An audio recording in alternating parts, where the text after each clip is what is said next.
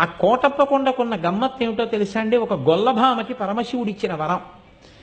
ఎన్నడూ కాకి వాలదు. ఆ కొండంతటి మీద పగలు కాదు రాత్రి కాదు ఎన్నడూ ఒక్క కాకి మీకు కనపడదు. కొండ ఎక్కుతుంటే బోల్డని కాకులు కనపడతాయి. మీరు వెళ్ళేటప్పుడే చూడండి. మీరు కొండ ఎక్కుతారు కాబట్టి కోటప్ప కొండ ఎక్కేటప్పుడు చూడండి. కోటప్ప కొండ కింద బోల్డని కాకులు ఉంటాయి. కోటప్ప కొండ ఎక్కడం మొదలెట్టినప్పటి నుంచి చూడండి, ఒక్క కాకి అంటే ఒక్క కాకి మీకు ఆ కొండ మీద వాలదు. ఎక్కడ ఓ చెట్టు మీద రాతి మీద వాలదు. కారణం, ఒక గొల్లభామ రోజు అక్కడ ఉన్నటువంటి శివుడికి తీసుకొచ్చి అన్నం పెడుతుండేది, పెరుగు అవిని. ఆయన తింటుండేవాడు.